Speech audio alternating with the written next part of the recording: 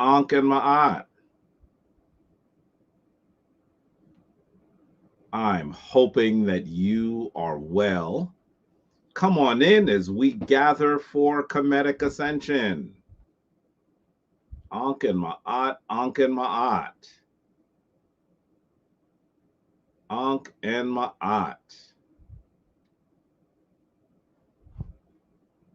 Please enter.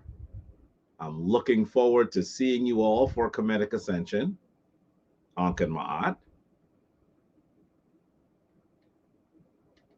Greetings on this wonderful, and this inferal Sunday. Ankh and Ma'at, Ankh and Ma'at.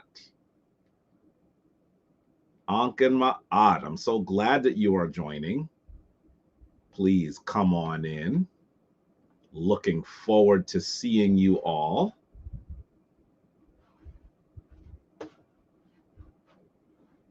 Ankh and Ma'at, Ankh and Ma'at.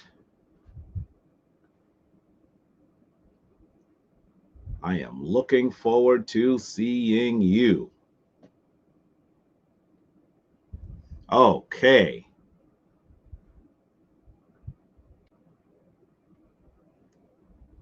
I don't know why my screen is behaving so unusually, but sometimes that happens.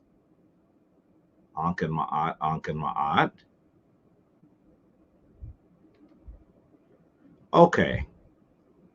I am truly hoping. I think I just fixed it.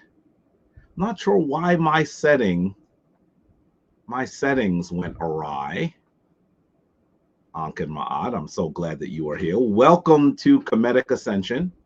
Welcome to our gathering for the Shrine of Ma'at. Those of you who have been here for some time know that I am going to ask you to tell us how long you have been part of Kemetic Ascension, and how long and where in the world you are. Those are the two questions we so often ask. So I'm wondering where you are in the world and how long you have been part of Kemetic Ascension. Can I go ahead and say Ankh and Ma'at to send Tahuti Forever, who is coming to us, the Jati of Phoenix? Ankh and Ma'at. You know that he's coming to us from Phoenix. He's been part of the Kemetic of the Shrine of Ma'at for many years. Ankh and Ma'at to our dear brother who is out there in Bennu.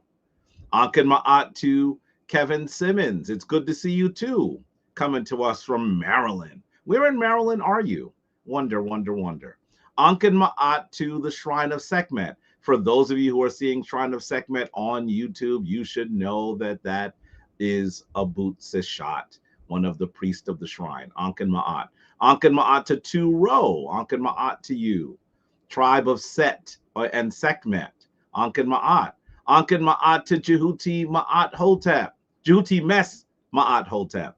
Jehuti Mes Ma'at Hotep has been a member of the shrine for over 5 years. You can see there he's coming to us from Cornwall, Ontario in Canada. Ankh and Ma'at, one of our full members. Ankh and Ma'at to send Jason Holmes, another one of our full members, a very active member. Ankh and Ma'at to Zep Tepi Slim. And thank you, Dwa, for your greetings and congratulations on my recent nuptials. It's been a little while now. Wow, it's been a little while now. I guess we're going on 2 months. It seems like it was 2 weeks ago, but it really was longer than that. Ankh and Ma'at to send Rich Duglin, coming to us from Queens. I'm in Queens right now. So Ankh and Ma'at to you. Ankh and Ma'at, and I see Rakasa Shen Forever. Look at Send Tahuti Forever. Bigging up his group. That's wonderful. His Herbaku group, the group that he came through in the shrine with. Tu-Ro says you've been a Kemite for 2 years. Wonderful.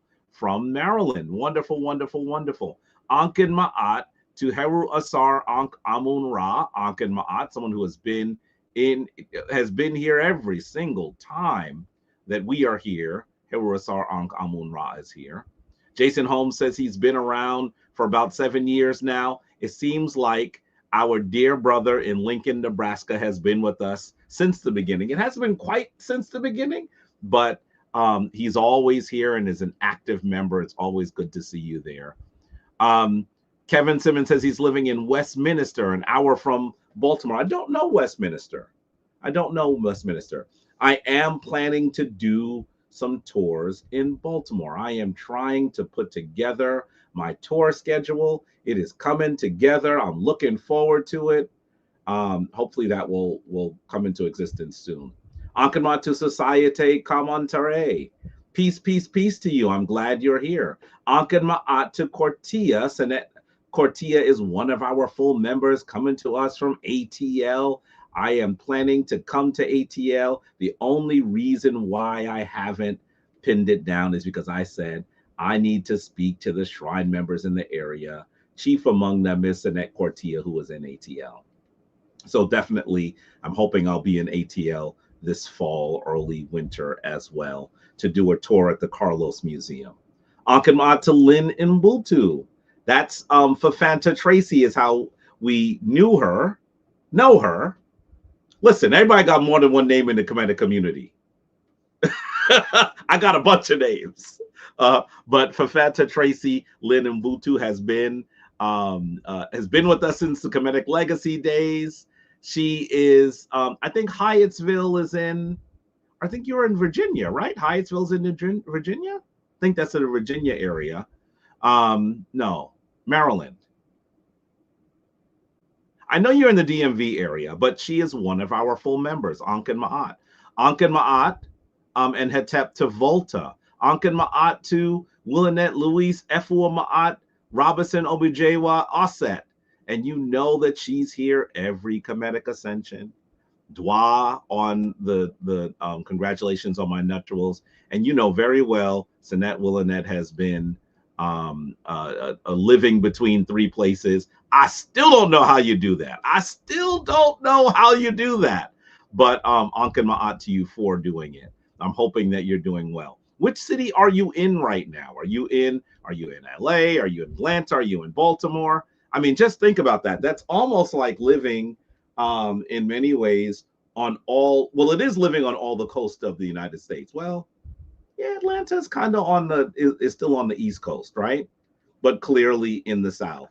Baltimore, I guess we consider the South too, even though for me, it's always been kind of in between Baltimore. But definitely you are all over the United States. And that while it might be challenging, it's also very interesting to be able to have that experience of being in 3 cities with large Black populations. You get a sense of the meter and the vibe of Black folks all around the nation. I think that'd be interesting to hear how that works for you. We see Anpu M. Dwa, and that is one of our full members. I'm going to remember his name. I'm forgetting it right now, but you should know that Anpu M. Dwa is one of our full members. I always call him a young elder because he's been doing so much study. While he's a young man, he has so much knowledge and has been doing some good work, a full member of the shrine. Ankan Ma'at to you.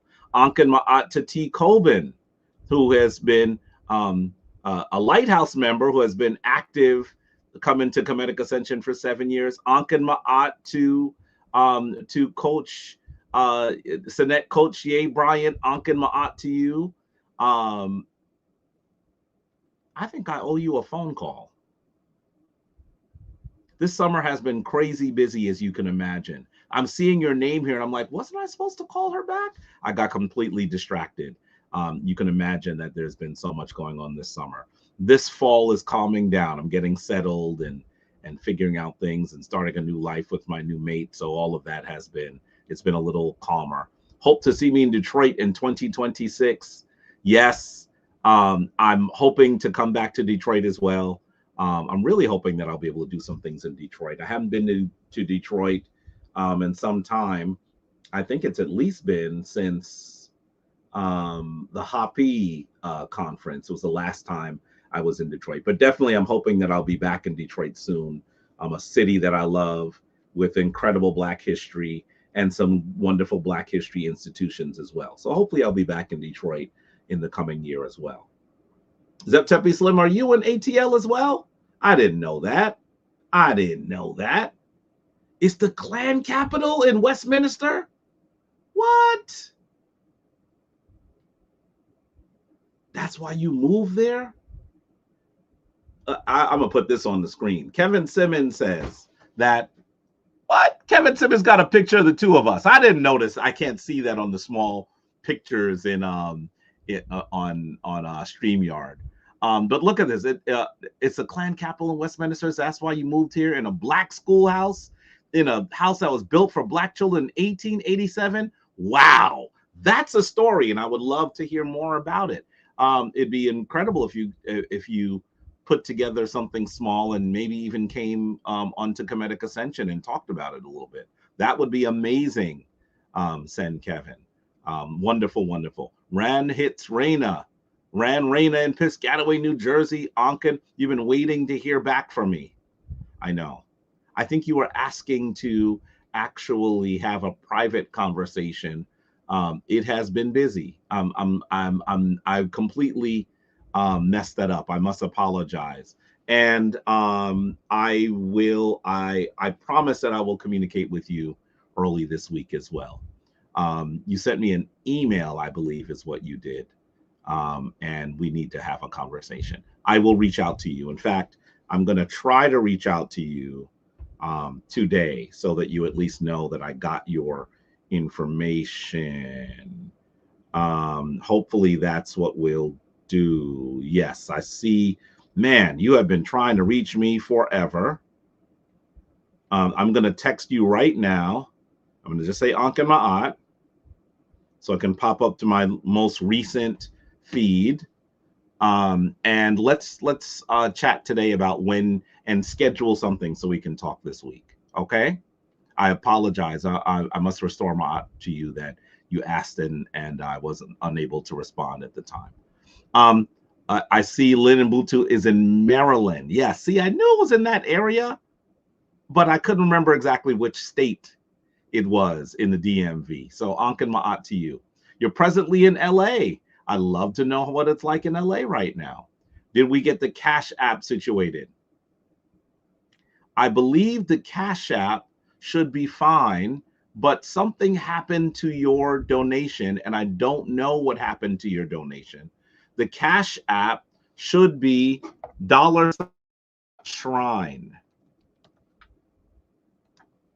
This is the Cash App for the shrine, and it should go through. I'm not exactly sure why yours was returned. I really don't know why, but there is the Cash App for the shrine. It should work. I've tested it myself. It should work. I'm not exactly sure why yours bounced back, but I'm quite sure that it works. Ankh and Ma'at to Ron Green, coming to us from Alton, Illinois. Oh, wow. Waiting for a situation to clear to relocate. Oh, I see. I hear that. I hear that. So are you in LA? Sinette Willanette, are you not around us? Or are you in a part of LA that is quite different? I'm wondering what that situation is. And I see Sinette Cortia also on YouTube. Dua, dua, dua. Thanks. Can't wait to speak. Yes, we need to respond. Home to the Shem Heru reunion. Yes, it had better. I would love for it to be. Oh, man, I can't tell you how much I would love for it to be in Detroit. Ankh and Ma'at to Adam I Am 720. That's Sen Curtis Jackson coming to us from Painesville, Ohio. Another very active member. That is amazing. I hope you're doing well, Sen Curtis, over there. I see Miss Mena, who is also a sacred woman. Ida D. Kadia too. I hope you are well. Been with us for 4 years. I see Cosmic Sankofa. Ankh and Ma'at to you. Another person that's been on here quite a bit recently. Ankh and Ma'at. God Just. Hotep to you. And you got the text. Good. I really apologize that it's taken me so long, but let's rectify that. Tried to reach me in what? You tried to reach me in reference to the transitioning of your son. I wasn't aware of that. I'm not sure what happened. Sinette Lynn, can you text me, please, so we can chat after Kemetic Ascension? I must ask for. It's been challenging. You know, my time has been split in different places. My life has gone through a major transition, and I have not always been as accessible as I'd like. Let's be really clear about that. And Sinette Lynn, I was not aware of your son's transition. I'm not sure how you tried to reach me, but if you did, it just must have, it got past me. I must apologize. For something like that, if I can ask the members of our fellowship committee to reach out to you as well, that would be helpful. I'd love to know more of the details, Sinette, Tracy, about your Fanta Tracy, about your son, and my divine condolences go out to you. Can you please put his name in the chat, so that we can at least pray together? I really can only imagine how challenging it is to have lost your son. You know, the right order of the universe is that children, unfortunately, really usually handle the homegoing services, the ancestral services for their parents. When it is in reverse, I know that there's great sorrow. And I've known quite a few people have had that situation occur, and it's really difficult. So I really am thinking about you, and let's pray together about the transition of your son. I'm not sure when that happened, but it'd be helpful to know. Ankan Ma'at to Robert James from London. You're the furthest away. You were in Kemet in July, and what a wonderful experience it was. I can only imagine. I have not been to Kemet in over a year. I'm going to be back there next August, and I'm looking forward to being back. It's been a while, and it has been unusual not to be there. Asarim Ka, Ankan Ma'at to you, dear brother. That is an incredible Kemetic priest who has been doing the work for quite some time. That is my brother, a man filled with wisdom, and has done lots of work. We've come together through Son Netter's platform, and I have to say that whenever he speaks, I sit back and I say, you know, we gonna be all right. We gonna be all right, because there are a lot of people who are doing the work around the country, and Asaram Ka is definitely one of the priests that's doing important work. And we did a debate together, and I was not even aware of all the work that he had done looking at science and its connections to the Kemetic tradition. And he did a masterful presentation. I'm not even sure if it's on Sonetter's platform now, but it needs to be, because it was a wonderful, wonderful presentation that he did. And you can tell that he'd been working on it for years. This wasn't something he threw together one weekend. And so please reach out to that dear teacher and priest as well. Ankan Ma'at to Larry Henderson. Ankan Ma'at to you. Full members of the shrine, he and his wife. I hope that you are doing well. How are you doing? I know that you are still healing from some of the things that you were going through. How are you and your wife and the wonderful princesses? How are y'all doing? I hope all is well, truly. Ankan Ma'at to Ra, who is in Soho, New York. Wow. Soho, right in the village? Really? I don't know too many of us that live in Soho. I wonder what that looks like. That might be amazing. I'd love to know more about that. You're in South Central LA. Oh, very little consciousness. Okay, Sinette Willinette says that she's in South Central. I can imagine that there needs to be some work done there. I do know that in LA there is the Karas Center. Perhaps they can assist with what you're talking about, because the Karas Center has so many people who are in the Kemetic tradition, or at least in the African spiritual tradition. They merge between an African-focused Christianity and even the Kemetic tradition. In fact, I know a priestess who was initiated by our shrine elder, Baba Heru, who actually is, I think she is one of the reverends. They call her Reverend, one of the reverends there. If you email me, I'll try to put you together. She is bi-coastal, so she is in New York sometimes and she's in LA sometimes. But definitely she is a powerful force, and perhaps connecting with her would be helpful as well. And I see Lyndon Butu that your son is Kenneth. Let's pray together for Kenneth before we continue. Let us set our divine intention and think about this young ancestor who has made his transition. I'm asking you all to conjure the image of this ancestor and to ask the ancestors and the Neteru to allow his journey to the land of those who have done Ma'at, Taseket Ma'at. Ask for his journey to be made smooth. Ask for this young ancestor, Kenneth, to be given a seat in the middle of the boat of Ra. Ask for all of the ancestors to prepare the way. Ask for the Neteru to ensure that he is purified and prepared for his new role.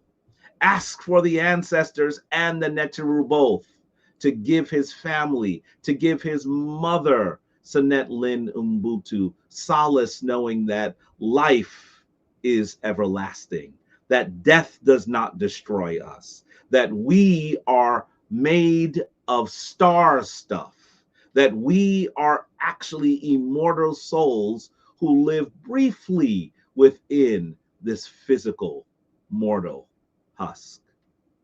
And that this dear ancestor Kenneth, as he spends this new portion, this new journey in the land of the afterlife, to make sure that he is now able to reach back into the land of the living, to reach back to his mother, to reach back to his family, to reach back to his friends and his community, and let them know that he has no more pain, that he has no more sorrow, that he has no more illness, that he actually is able to now live life as a golden soul,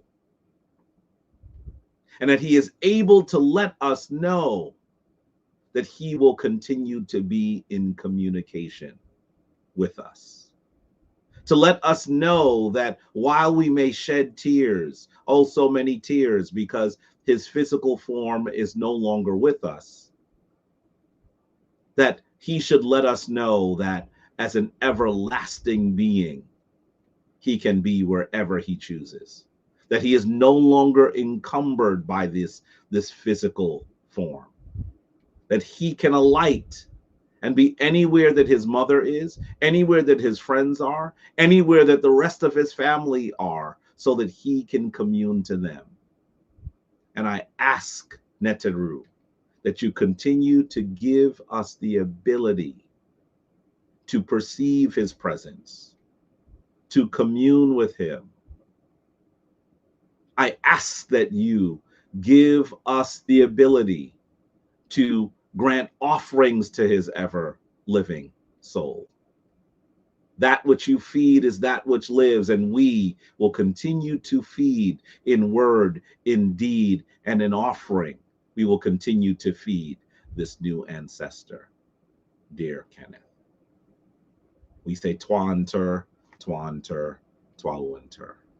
I truly hope that things for you will improve, Sinette Lynn, Sinette Tracy Fafanta. I'm really hoping that, I know that you must be in pain, and I'm truly hoping that you are able to find a way to have solace, so that this situation does not encumber you for the rest of your days.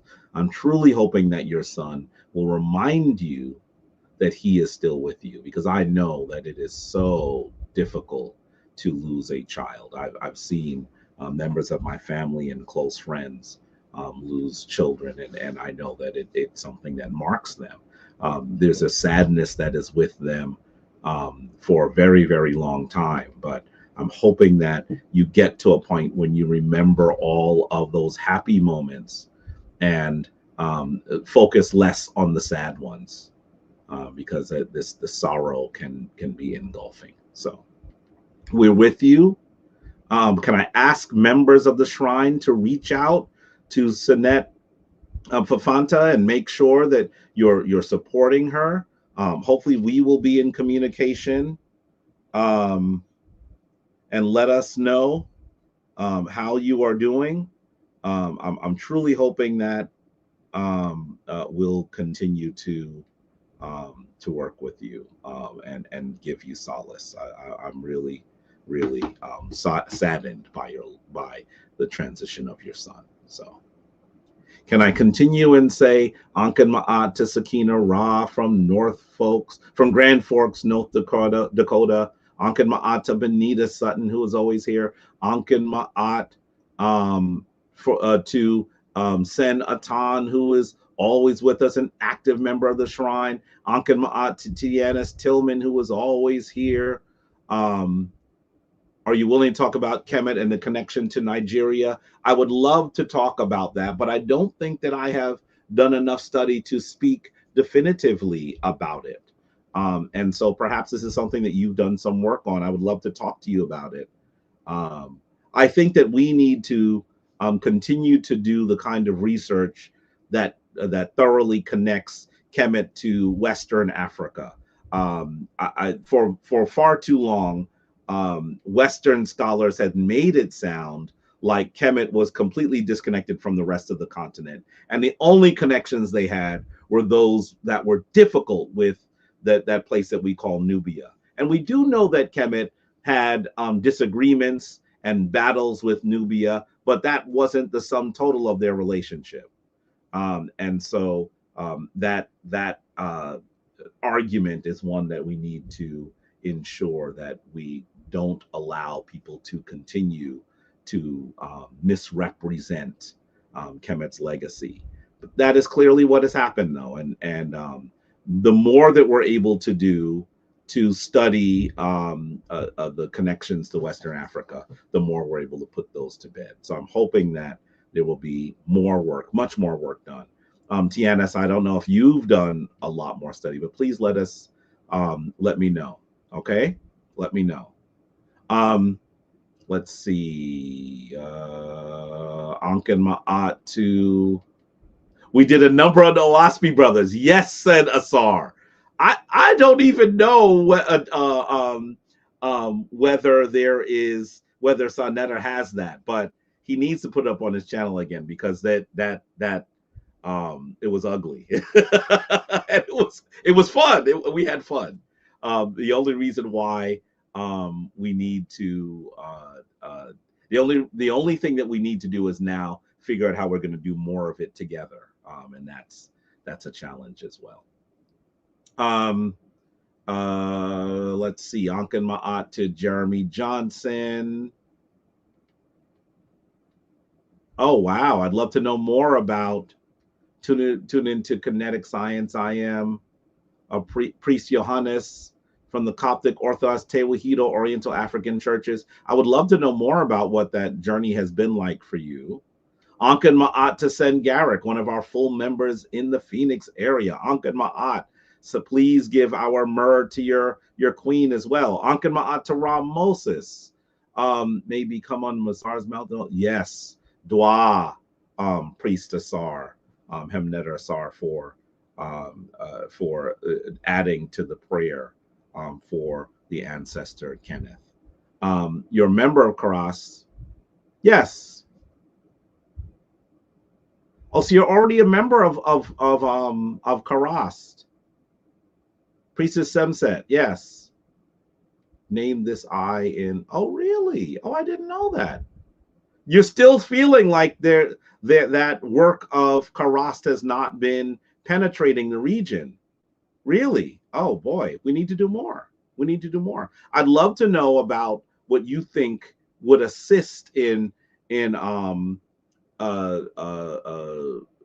many ways building the ancestral African spiritual connections in that area. So definitely, that's exactly who I was going to put you together with, by the way. Definitely, Abut Semsud is amazing. I saw her this summer at when she was here for the Dance Africa pieces, because her group her group now runs that. She's the co-lead for Forces of Nature, and so I saw her. If you see her before I do, please give her my myrrh. Ankin Ma'at to Empress T. Let's see. Culture is mainly Hollywood based. Yeah. What? I didn't know she left Karast. I did not know that Priestess Semsud had left Karast. We spoke, but we didn't speak about that. I need to reach out to her. Oh boy, I did not know that. I did not know that. And I see that Sentianus lost a child as well. I know that's rough. I know that's rough. Society commentary, you said you boxed Captain Tazariak in a corner where he couldn't use the Bible as a source. That would be interesting. I'd love to see that. Send me a link to where you did that. That would be a lot of fun.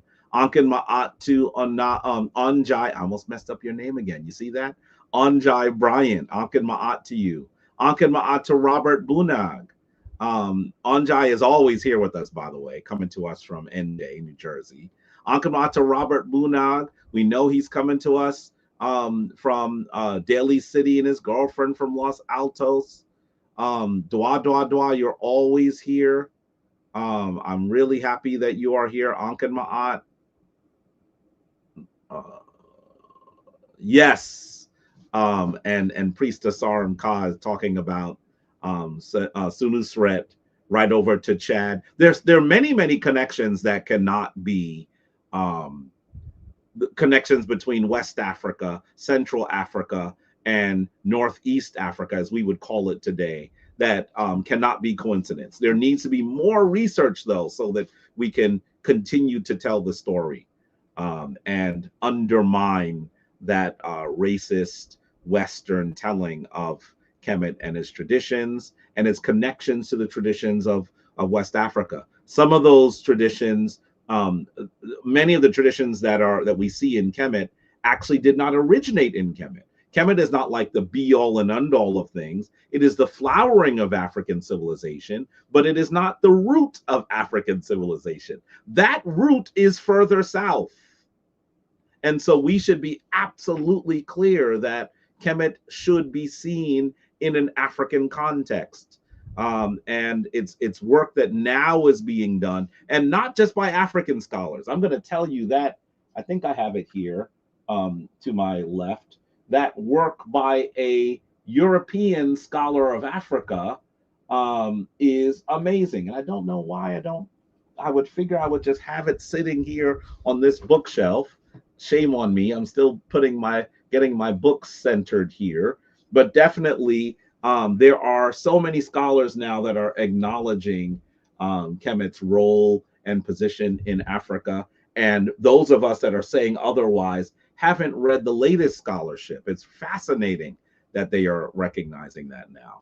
But we need more work to be done, because many of those scholars, while they're recognizing the relationship, they are not experts on the traditions of the rest of Africa. We need people who have studied the rest of Africa to put this together. And we hope that things in areas like the Sudan will finally get to a point where some of that scholarship can continue as well.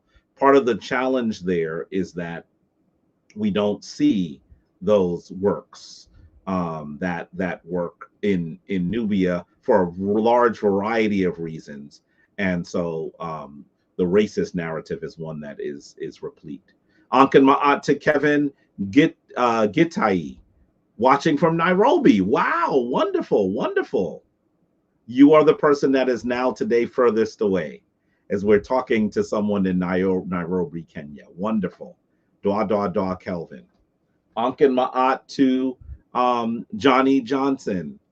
Ankin Ma'at to Dwa for asking them to hit the like button.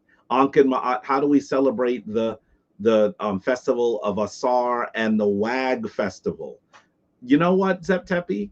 I am going to talk about those festivals in full in a later Kemetic Ascension, because I've been doing some research on them. And I think that we need to begin to talk about the other sacred days on the Kemetic calendar that we have not spoken about for some time. And so definitely that's one of the ones that we need to talk about. Ankin Ma'at to Empress T, you would love to join from Cleveland, Ohio. We will have some a time where we begin to discuss. This is probably going to be by the end of the month or so. We begin to discuss when the next initiation will be. The shrine has decided that it will be in the beginning of next year, so hopefully you'll join us then. Ankin Ma'at. Dwasanet Bonita. Definitely, I'm going to tell you that I truly I am empowered when I speak to Priest Asarim Ka. You know, I was saying to him last time he was here that we need to find a way to be in person, because I would love to just chop it up with him. We end up only doing it online, but we need to get together in the same city. We haven't done that yet. Visit the graves of your ancestors, give them the offering, celebrate. Yes, yes, he's talking about Usur or Wasser or Asar in what is known as the Feast of Asar, the WAG festival, the festival for the ancestors. I'm going to actually do something where I show you the ancient sources and talk to you practically about how you can bring that into the tradition as well. And the Opet festival we talk about quite a bit. I didn't talk as much about the Opet festival this year, but definitely we will. Ankin Ma'at to our full member, Brother Pempanzi. I noticed that you had a recording of when you were in the shrine, and we were there for Kemetic Ascension, and I'm going to play your recording today because I think that it's cool that you did that. So we're going to do that for our Hessi. Dwa, dwa, dwa. Ankin Ma'at to Melanated God. Can you ask for the family for prayers for your healing and strength, please? Yes, Sinet Empress T, we must ask for the Neteru and the ancestors to assist you. Tell us more if you'd like us to pray more fulsomely as well. Finally caught a live one. Akin Ma'at to you, Melanated God. I'm glad that you're there. According to Elias of Mount Kenya, there's an interesting connection between Kenya and Kemet. They say that their suit came from Mount Kenya for a ceremony. Yes, I believe that Kemet continued to maintain relationships with Africans that were in the area that today we call Kenya. And we need to talk more about that, because the Kemetic people believe that they came from that area around there, Ethiopia, Kenya, Eritrea. And so we need to talk more about that, definitely. Ankin Ma'at to Das Harab. I hope I said that right. Recommendations on books on Kemetic. I always have recommendations. I'll try to bring some into our conversation today. Ankin Ma'at to Kwame Ron, who is one of the dear chiefs that I was installed with in Ghana. I hope you're well. I'm wondering, where are you now? You're not in Kemet now, are you? I'm in Ghana right now. Are you where are you? Are you out there in really what I'm asking, let me be more direct. I'm asking if you are anywhere near the dear chief that worked with us, because I haven't spoken to him in a little while and I need to reconnect with him. And I'm planning to go to Ghana in February, so it's something that I need to talk to you all. Hopefully some of you will be there at the time that I'm there. It'd be a lot of fun. Talk about Montu. It's your strong area. I would love to hear more about what your study in Montu is. Sentianis. Ankin Ma'at to Solemn Jr. 803. Ankin Ma'at, I'm trying to get through these a little bit more quickly. Ankin Ma'at to Gil Prescott. And Ankin Ma'at to Anzania SA. Peace, fam. I think you're coming to us from South Africa, which would make you the person that is furthest away.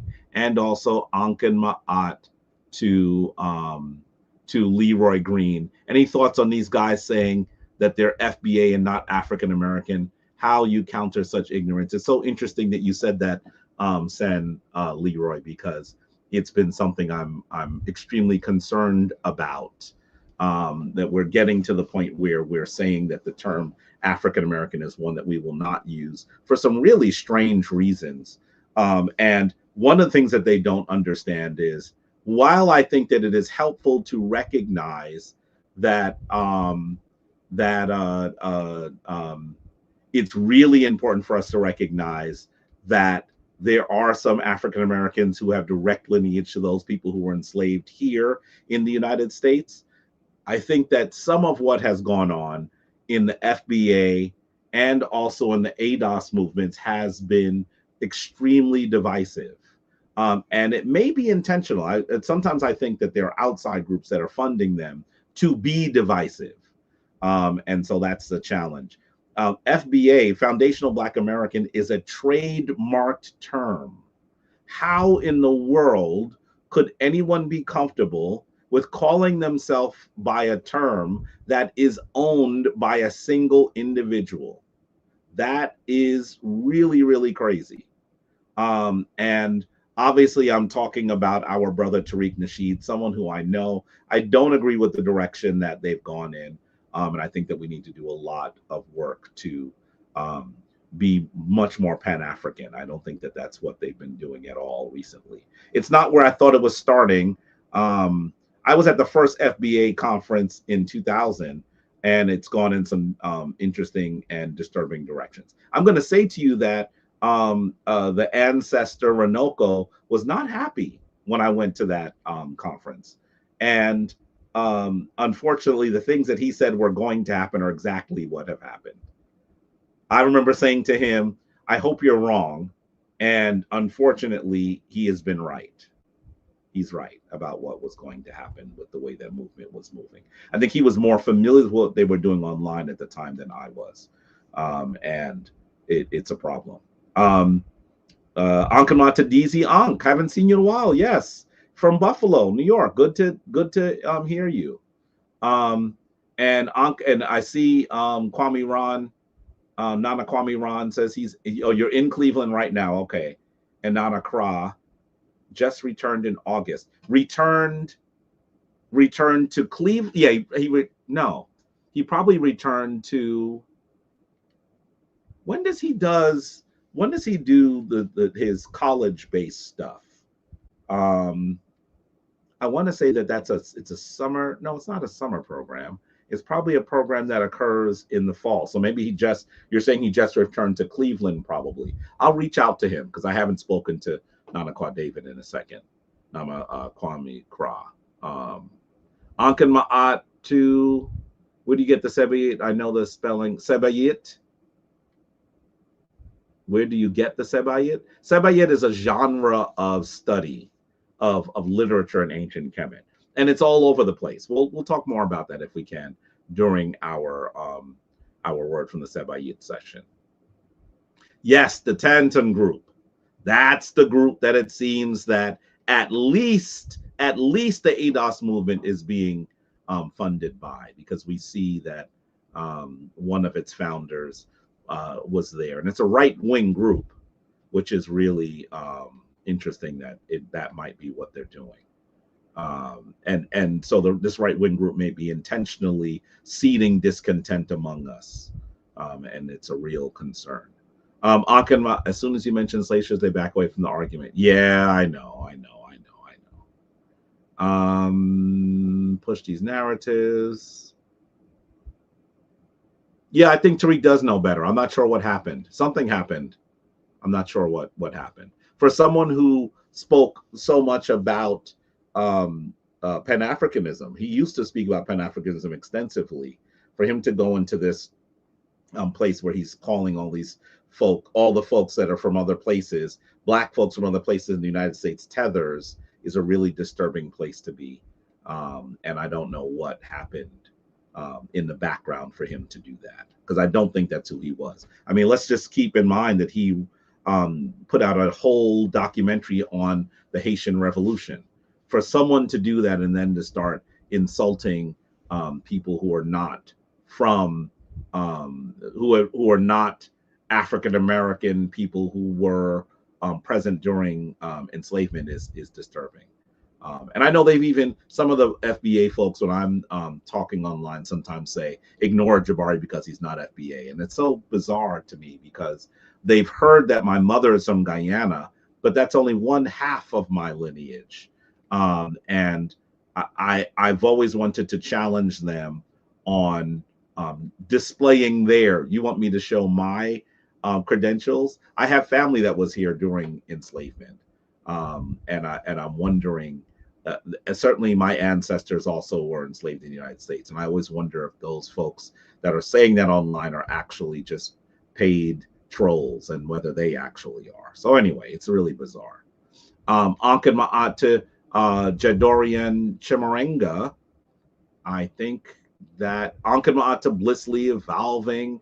That is Sinette Cheryl, one of our full members and active member, Ankin Ma'at.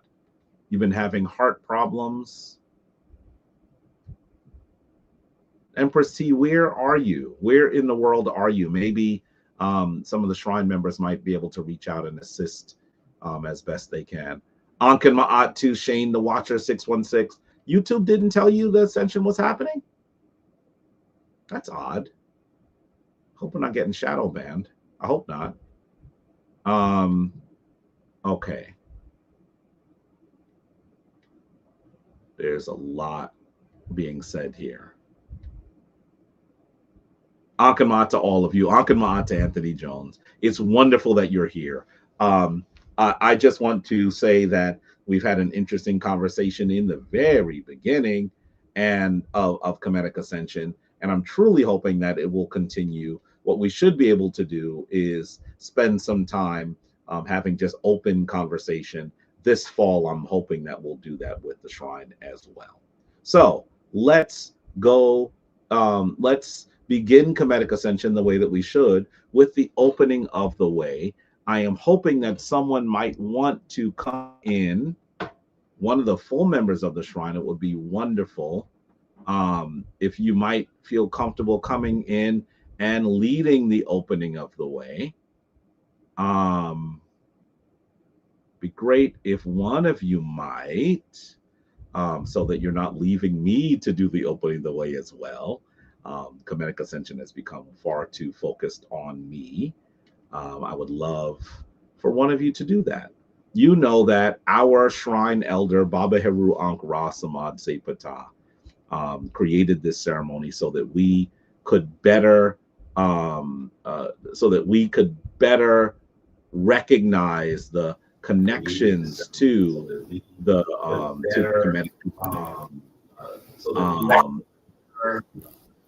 I'm going to mute you for 1 second, Sen Jason, so that we could actually best prepare for the important work that we must do. And so I see at least 2 folks have come in to do the opening of the way. Ankin Ma'at to you both. We have Sen Jason Holmes and Sen Jehuti Mesmat Hotep, 2 very active members of the Shrine here to do the opening. Dwa, dwa, dwa. I'm so glad that you've come. Usually there's one side that is male and one side that's female. We're not going to do it that way, obviously, because we got 3 brothers here today. So we need to figure out how to do it another way. But definitely, hopefully what we'll do is we'll simply have perhaps one of you might do both the male and female, and then the next one of you will do both the male and female, and we'll do it that way, so that we're not making a gender-based distinction. And that might be really good. That's the way that I have done it that way in the Shrine of Ptah. It's been a while, but definitely we did it that way when we were doing our men's initiation. That was once done within the Shrine of Ptah. So Perhaps that would work. Let me say welcome both of you. Let's say Ankh and Ma'at to send Jason and send Jehuti Mess, by the way. Can we hear you both? Can you hear me okay? Yes, we can. Wonderful. It's good to see you too. Ankh and Ma'at. See you too. And Ankh and Ma'at as well. Much mer. Ankh and Ma'at. Ankh and Ma'at. So it's wonderful that you're both on. Dua for coming in to do the opening of the way. I'm so pleased that we see two of our members coming in to assist in making Kemetic Ascension more communal as it should be. So perhaps we could did that make sense what I was saying in terms of the way that we may run it today? Yes? Yeah. Does that make sense? Good. So maybe go ahead, Sen Jason. I'm sorry. I was gonna say I'll let Sen Jehudi do the first direction, and then I'll do Sounds the next, good. and we can alternate like that if that's okay Sounds with you, good. Sen. Two. Okay, take it away, dear Senu. Okay, Senu, so brothers and sisters, how we're going to start this off, for those who are not fully initiated or it's been a while, you can't see my feet placement, but we're going to be starting off by putting our left foot forward and our right foot back. The left foot, we're taught, tramples down evil so that our heart, our ab, can go forward. We're then going to put our hands forward, left hand slightly forward, right hand slightly back. The left hand is going to be giving divine energy, and our right hand is going to be receiving divine energy. This is called the pose of adoration, as we were taught. This is the position in which our ancestors are depicted on walls and tombs and temples and karast. From the side, you'll see how it looks. Our wrist shouldn't be broken, but should be bent ever so slightly, as Hemnetter and Tepi teaches us. We're going to be starting off by taking the divine word, saying the divine word Ankh after taking our everlasting divine breath. And I would be remiss not to mention that this ceremony, this ritual called the opening of the way, was put into its current configuration by our shrine elder, Baba Heru Ankh Ra Samaj Sepata, and we do it today as well. Please take your divine breath.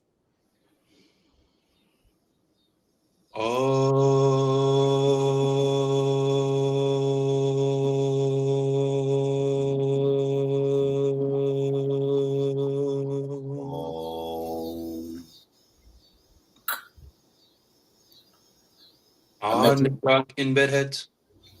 Netrock in bedhead. Nuke in bedheads. Nuke in bedhead. Netrock happy. Netrock happy. Nuke happy. Nuke happy. Twau inter. Quarter turn to your right. On this rock circuit. Nuke circuit. On this rock Kepsanoof. On this rock Kepsanoof. Nuke Kepsanoof. Nuke Kepsanoof. Twau inter. On this rock offset. Offset. Nuke offset. Offset. On this rock offset. On this rock offset. Nuke offset. Nuke offset. Twau inter.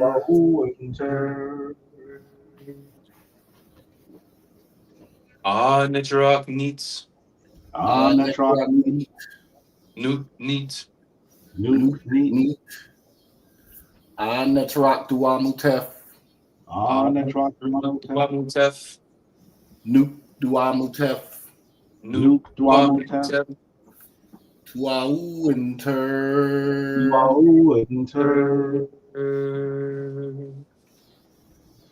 On the truck newt.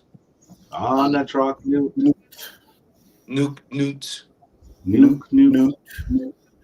On the truck Geb. On the truck Geb. Nuke Geb. Nuke Geb. Twau inter. Twau inter. On the truck shoe. On a truck shoe. Shoe. Shoe. Shoe. Shoe. Shoe. Shoe. Shoe. Shoe. Nuke shoe. Nuke shoe. On the rock tefnut. On a truck tefnut. Tefnut. Tefnut. Tefnut. Tefnut. Tefnut. Tefnut. Tefnut. Tefnut. Nuke tefnut. Nuke Tefnut. Twau inter. Twau inter. On the truck pout in Teru. On a truck inter. Nuke pout in Teru. Nuke pout inter. Teru. On the rock imbu in Teru. On a truck and boo inter. Nuke imbu in Teru. Nuke and boo inter. Teru.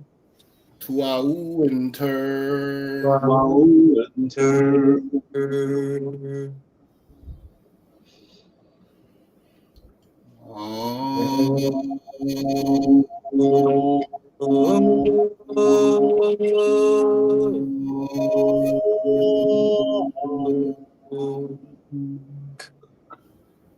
Twau inter.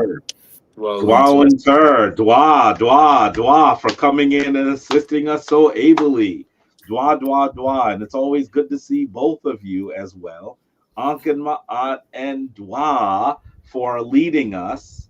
That was beautiful. I truly enjoyed that. There were a few times there where I had to remind myself I was doing the opening of the way. I almost stayed in one place. That probably tells me I need to do some work in one place. That reminds me I need to do work in one. I have to remember there were two places I almost just stayed there. I was like, what's happening? Why are you not moving? So sometimes the Neteru try to remind you, hey, you're coming up a little short here. You need to do some more work in this area. So the Neteru of that direction was calling you for a specific purpose. That's what it was. Yes. That's what I noticed. And sometimes for those of you who do the opening the way, you might find yourself tarrying in one section more than others. And I think that just as a reminder that there's some aspect of your balance that needs to be addressed, almost like rebalancing a tire. You know how a tire can sometimes get out of alignment? Then you start hearing strange noises. Then, you take your hand off the wheel and all of a sudden your car starts pulling in one direction. It's because you're out of balance, right?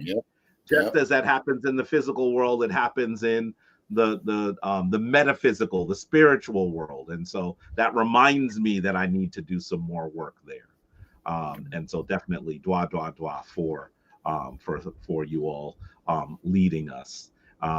We see the Sens had some harmony going on. Yeah, they had some good harmony going on. It was well done, right? I see Orikoku Ovalafia, one of our full members, saying that as well. And Senaton says, show your face, Neteru. I am the Heteru. Twau Inter. He's telling you what that means, what we were saying. When we say a Neterak, we are saying, show us your face. The way I look at it is, it's almost like you're speaking to this in divine assemblage, this large ocean of divine energy, but you're asking for a particular vibration of that ocean to come forward. Show us your face, and then you're saying that is me. That's what Nuke or Anuk Neteru. Anuk, we'll say Anuk Ast. Anuk Amset. We're saying I am those divine forces, and that is really an important way to look at it. So dwa to all of you. Ankin Ma'at to Orikoku, who is here. Ankin Ma'at to Sanet Shenka, who is there. So late, much more. Sanet Shenka had better not say she's late. She is leading stuff early. That's why she came in here now, because she probably had to run and get something to eat. So she's not late. She's right on time. Ankin Ma'at. For those of you who may not know, Sanet Shenka also leads prayer on Sundays. And so definitely it's something that is happening. So Ankh and Ma'at to all of you, Ankh and Ma'at and Dua to send Jason, Ankh and Ma'at and Dua to send Jehutimes who have come in to assist us, and to all of you who are doing work in front of the camera and behind the camera to make sure that the shrine is the institution that it needs to be. Can I say Shemi Ma'at to you? Shemi Ma'at. Can I just say one thing, Hemletter? Please go ahead. One thing real quick. First and foremost, members of the Shrine of Ma'at, we wear white and orange. You'll see we're wearing white and orange, one or the other, to represent the nature Ra. But also, I have a challenge I want to issue. I haven't issued a challenge before. I want to issue a challenge to some of our Nefer sisters, right? I want them, our Senets, to come through. I want to see y'all Nefer selves on the opening of the way ritual sometime to give us some divine balance when we're doing the opening of the way. Please, sisters, come on. Yes, because we occasionally, I think we've seen Senet Shenka, but we haven't seen as much our Senetu coming forward. So yes, we're asking for you to come forward. If you are an initiated member of the shrine, come forward. Please let us know that you're coming in. Just come on. In fact, don't let us know. Just come on. Let's come in so that we're able to make sure that it runs the way that it should. And let me say dua to you all again. Shemir Ma'at, we'll speak to you soon. Shemir Ma'at. All right now. All right. So let me go ahead and once again say dua to them for leading the opening of the way. That is very helpful. Let me also say Ankh and Ma'at, one of the members, one of the priests of the shrine.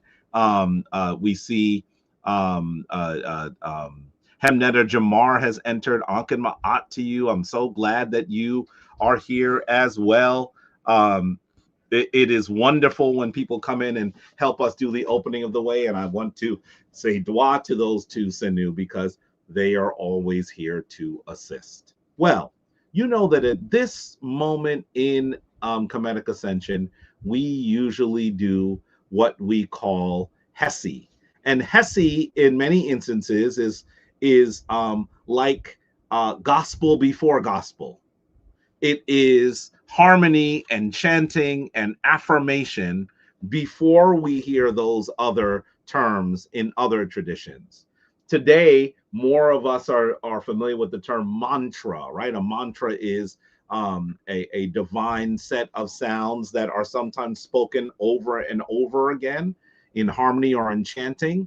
That comes to us from the Eastern traditions coming out of India. But you should know that the term Hessi is older than that.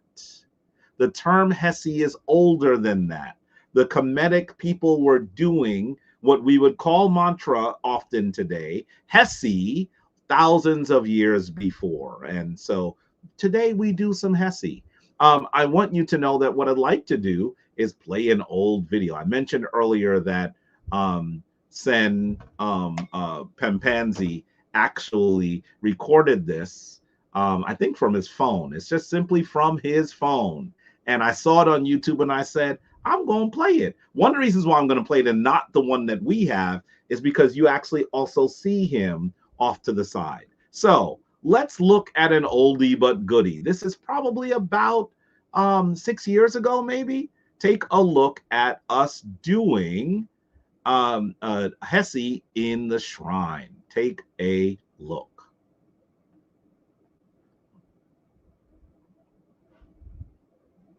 You could see her expression right now.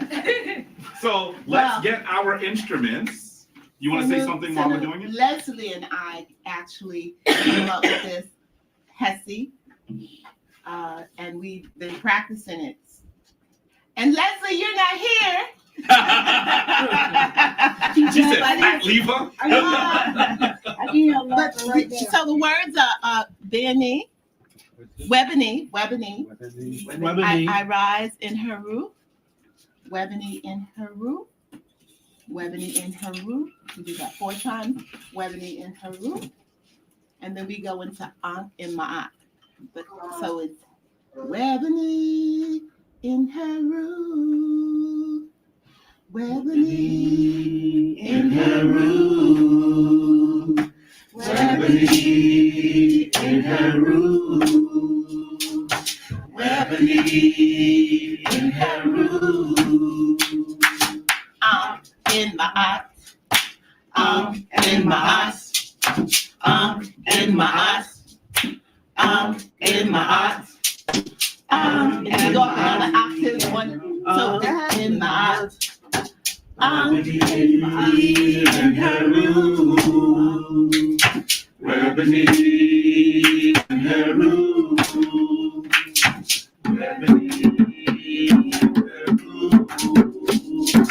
Ebony in her room. In my eyes.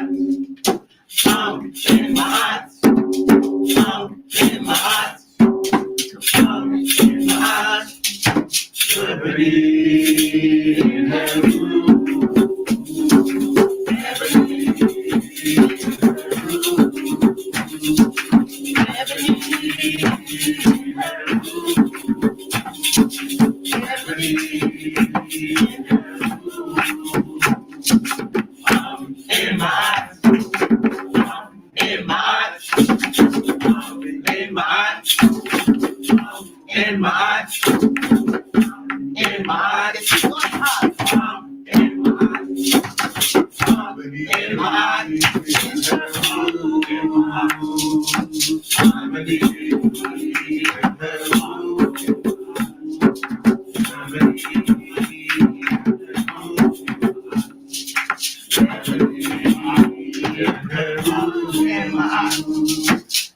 in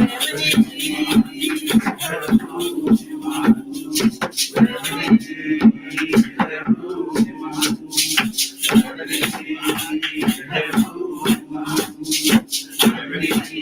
in her room. In my eyes. Ebony in my eyes. In her room. In my eyes. Ebony in her room. Ebony in her room.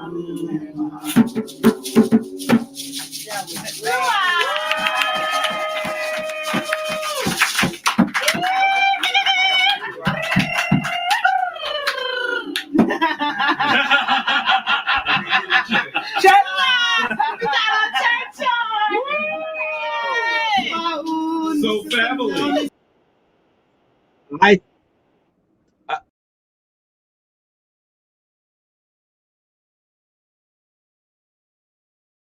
my oh my goodness, was that not beautiful? Was that not beautiful? I just think that that was an amazing moment in the Shrine of Ma'at.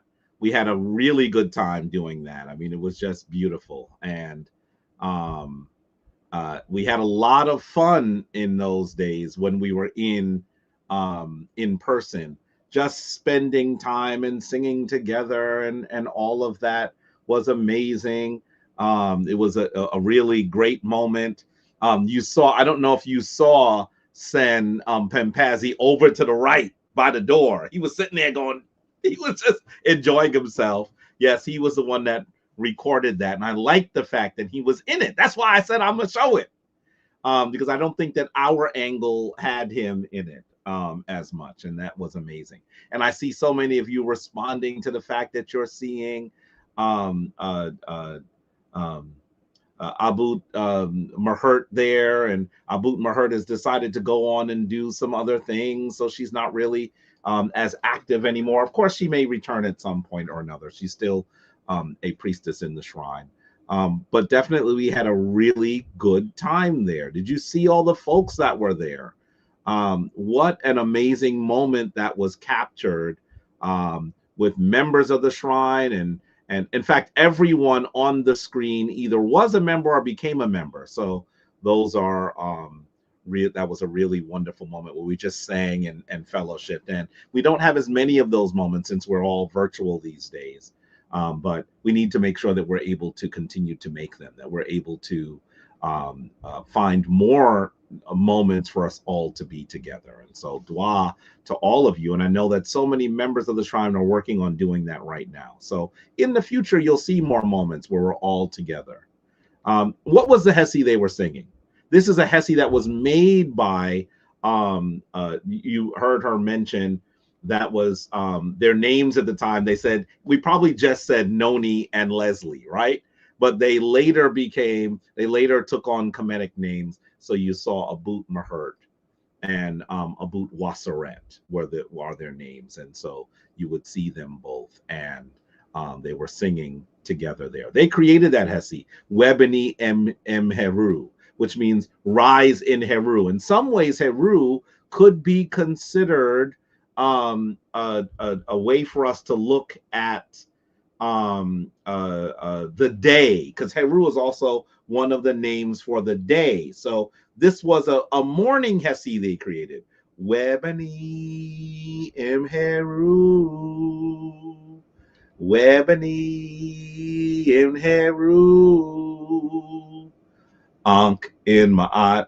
I mean, it was a wonderful Hessi that they created, and hopefully some of you will actually be able to put that into your toolbox as well.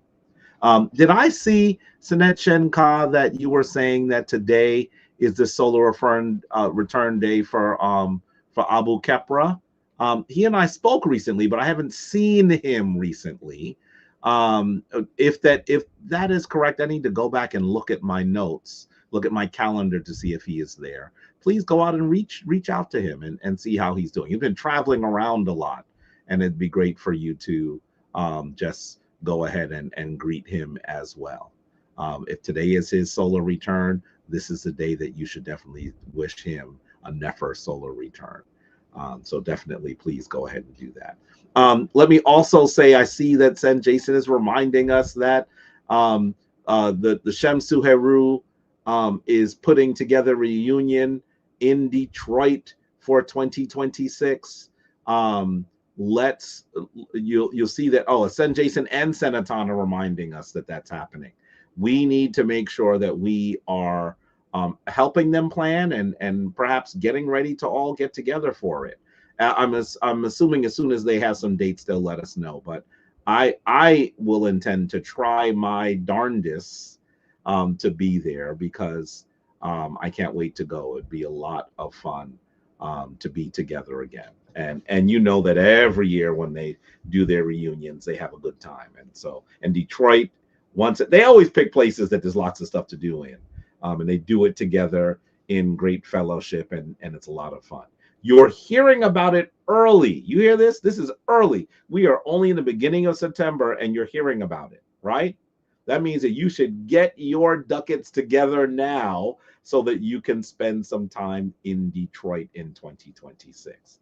I have not been able to be at the reunions prior, just because of all the stuff that was going on. But I'm going to tell you that I am more than penciled in for that retreat. I'm hoping that you all will actually to go in today. Is today Shenka's solar return as well? Is that what? Oh, both of us, we share the date.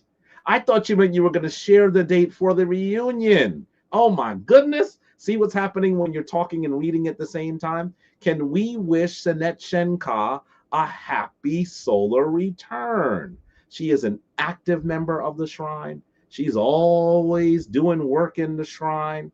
This is one of those days that we need to say that we need to celebrate those people who have been around us, who have been working to make sure that our walk in the tradition is made is enjoyable and also is powerful. These are two of the people that have done that. Can we go ahead and wish Sanet Shenka a happy Earth Day? I can't even believe she's here right now. Now, see, I'm sure your husband is like, you going online to do what?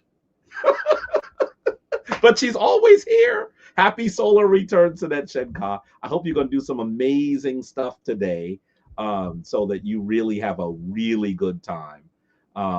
You know, when you look at Sanet Shenka, you would think that she's young. She ain't young. She is a lady that has children, has been married for a long time. I believe she may even have grandchildren. She don't look like it. The Neteru have made each solar return almost like just a short reminder to her that she's getting up there, but her face don't show it. Sanet is doing the work, and you can see it just glowing, radiating out of her.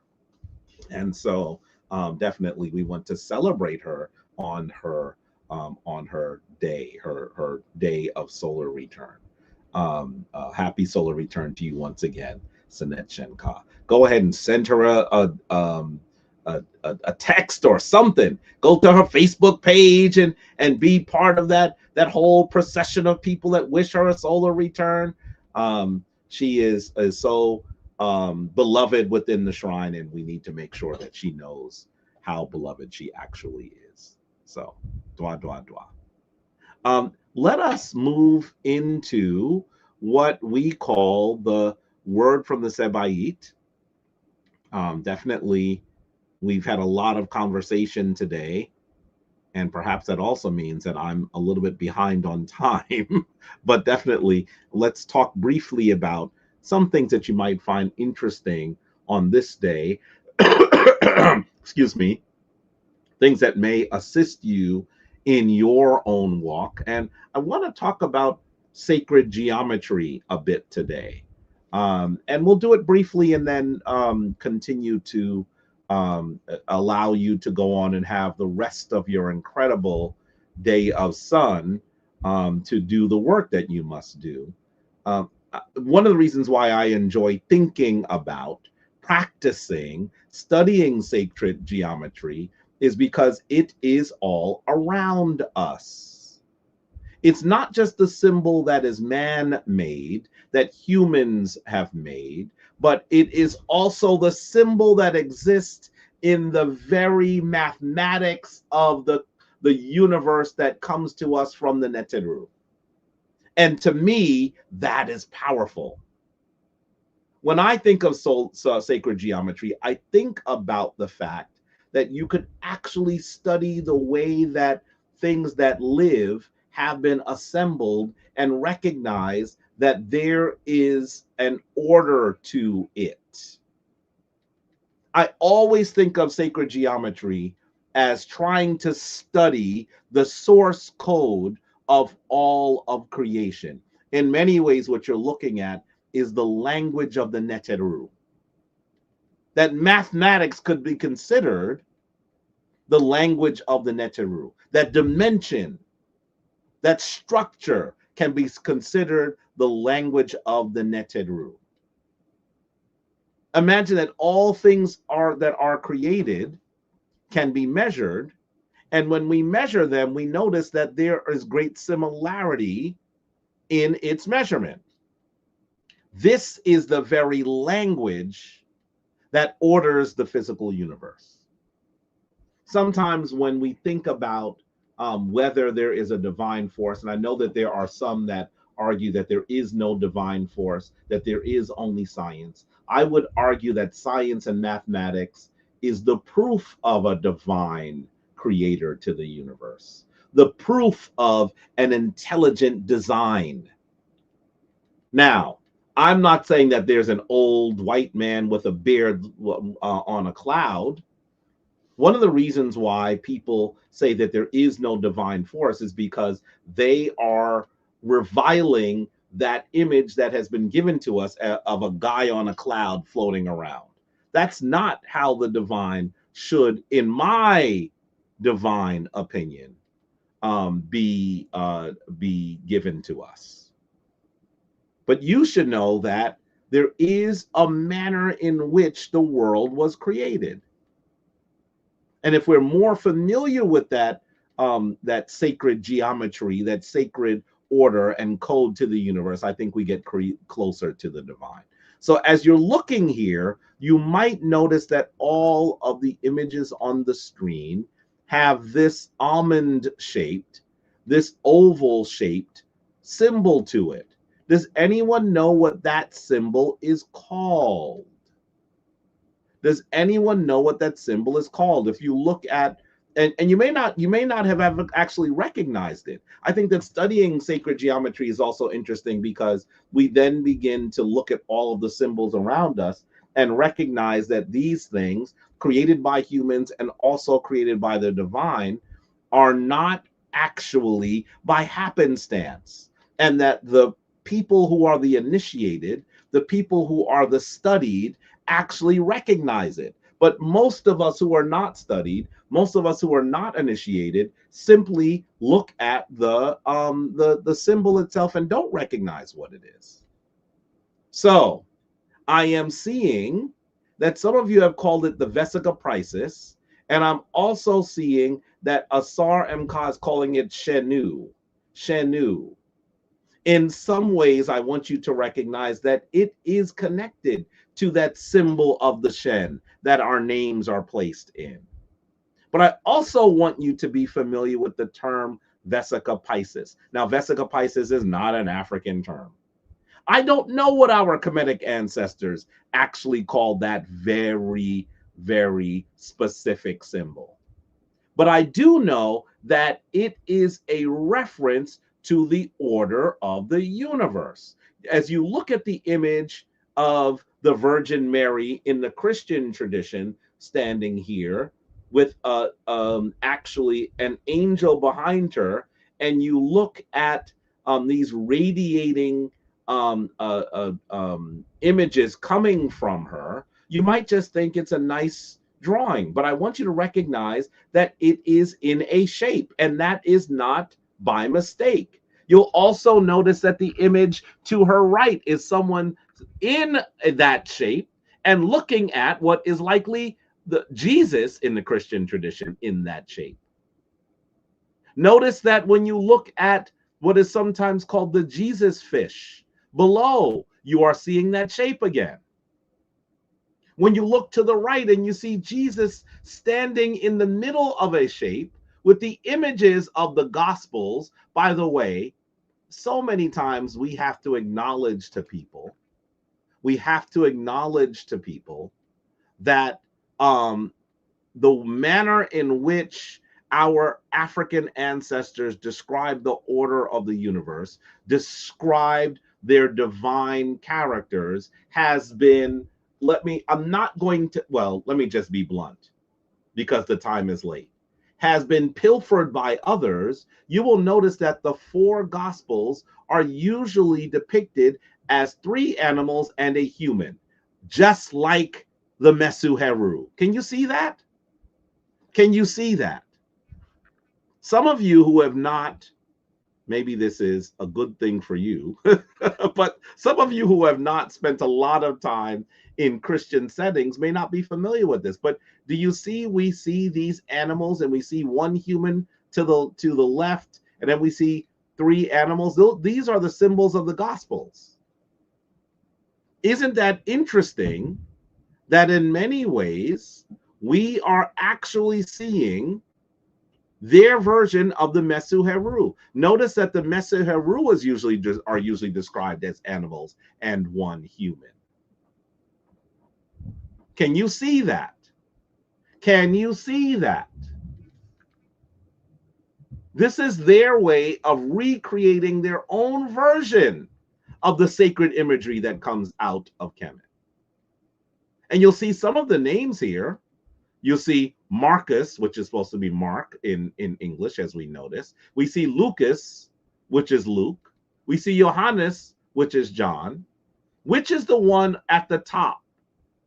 We don't see a name by him. Who is missing there? Come on now. You know that there's John, Luke, and Mark. The one at the top is who? I'm not sure why they didn't put a name there, but these are supposed to be the canonical Gospels, right? Matthew, yes, DZ Ankh. So the one at the top is Matthew. Imagine that they even decided to take the same imagery as the Mesu Heru. Because we obviously have Dwamutef, we have Kebsenuf, we have Hapi, and then we have one image of the children of Heru that remains human, and that is Amset, right? Notice that they even took that. So I want you to recognize that so much of the Christian tradition is based on the Kemetic tradition.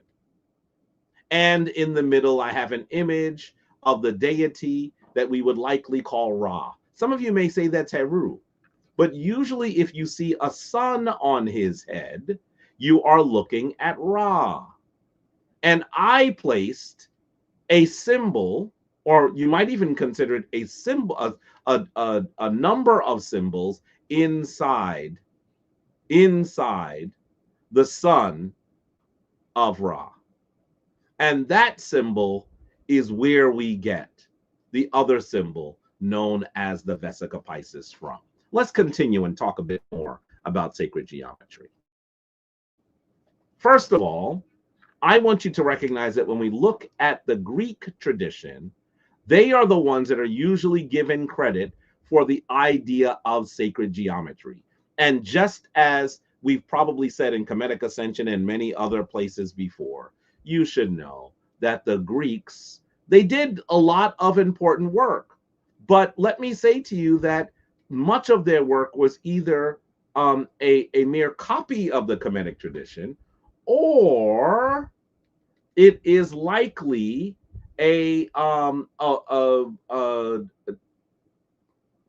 reissuing, a continuation of the Kemetic tradition. So, what did the Greeks say about this thing that we call sacred geometry? Plutarch attributed sacred geometry to Plato. And he said of Plato, he says that Plato said that God geometrizes continually. And you'll see here this image of Jesus holding a compass and supposedly creating the universe. That is a very interesting symbol. It is the symbol of sacred geometry according to the Greeks, but definitely according to early Christianity. And it's very interesting. In fact, Johannes Kepler actually begins to describe the rest of the world in shapes, and he calls them Platonic solids. And this is all going back to Plato, who begins to use the term sacred geometry. But you know, if you know me at all, you know that I'm going to tell you that that ain't start with the Greeks. You know I'm going to tell you that, right? And so you should not just leave it in the province of Greek thought. Of course, I think it's helpful sometimes to look at what the Greeks were describing, because some of what occurs in Kemet, either we have lost the literal written description of what they were doing, or it will take more work for us to identify what they were doing. Some of what our Kemetic ancestors were doing has now been hidden in mystery. We're not exactly sure. So there needs to be more work done so that we're actually able to prove it. Here's an image in the Greek tradition of what is sometimes called, you notice the compass again and the shapes, the ordering of the universe in mathematics. That's what you're seeing here. And I think it's so interesting that this symbol itself, the circle within the square within the triangle, poorly within another circle, is sometimes kind of poorly drawn here.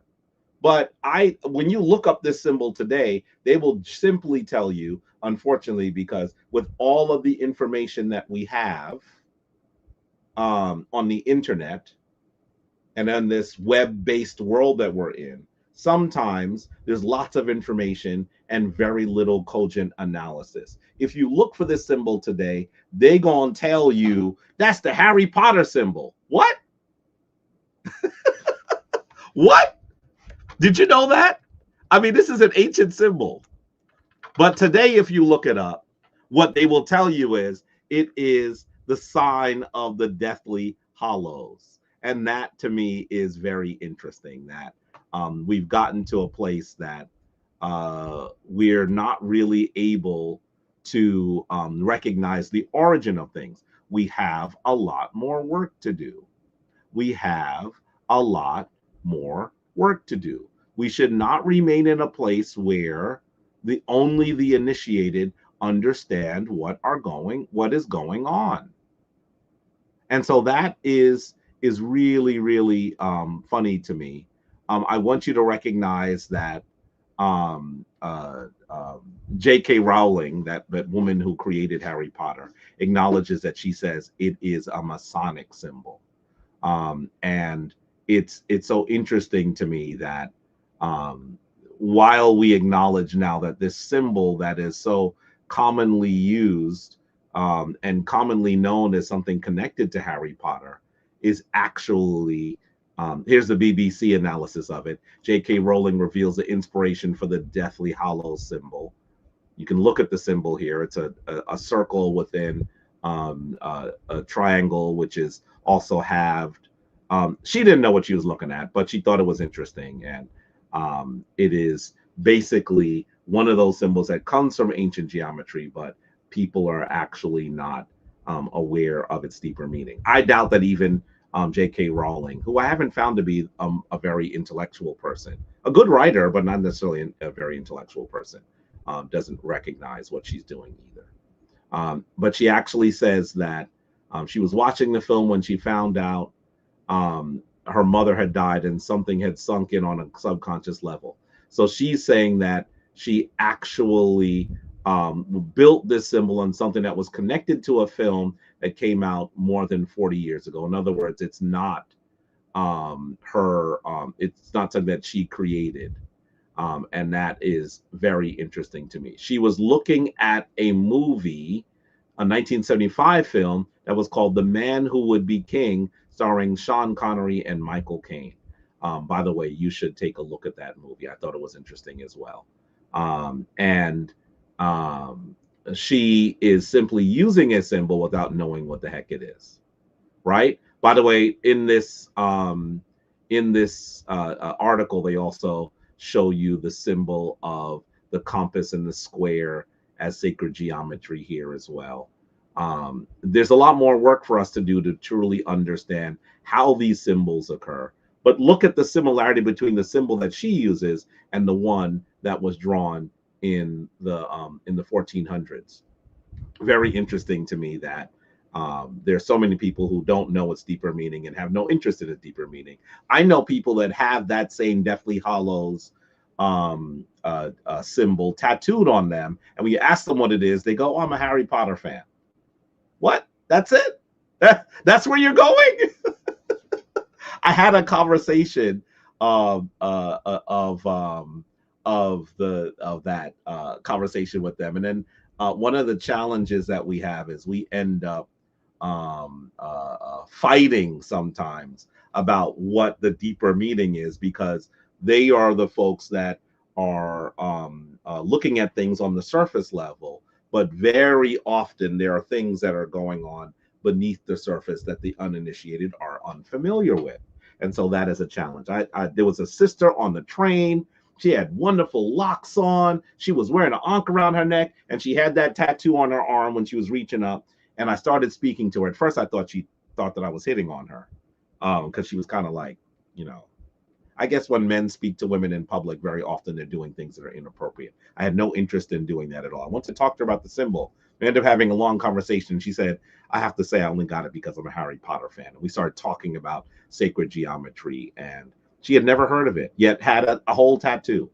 We have a lot of work to do to bring our people back into a knowledge of, a comfort with things that exist in greater understanding. And that as you reach forward towards the call of higher consciousness, you get to the point where you're able to see things and understand things that average people are not able to see or understand. that is when you get to a place where you're able to use what I consider sometimes real power. I see Senatana saying The Manhood King is a retelling of the Asar drama. Very interesting movie, a must watch. Of course, Senatan has watched the movie. If you know him, you know that that's the kind of stuff he would eat up and then be talking to people about. Listen, when Senatan's children begin to come into leadership, the stuff they gonna do because their dad brought them into a deeper understanding of things at a time when most kids are simply looking at things on the surface is going to be amazing. So yeah, it was an interesting movie. I saw it in the early 80s on television, and I was so captivated by it, Senatan, that unfortunately, whenever the commercials would come on, I'd be upset. I was like, oh man, what are these commercials here for? So you should watch it, because sometimes you're going to notice that European society, Western society, has attempted to describe themselves as the intellectual, as the well knowledged people of the world, the people that give greater and deeper thinking to the world. But you begin to recognize that most of what they've done is simply a retelling, and sometimes a poor retelling of sacred African wisdom. And so you should watch it. It is interesting to watch it in that way. Deez Young says he has Deathly Hollow socks. Yeah, it was a popular film, right?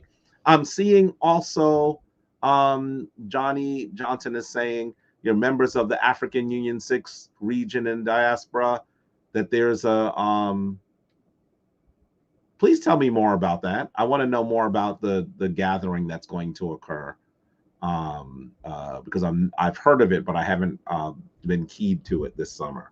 So I'm able to be involved in the why don't Kemetic peoples of 54 African nations have a permanent seat in the General Assembly in 2025? We have a lot more work to do. That's the reason why.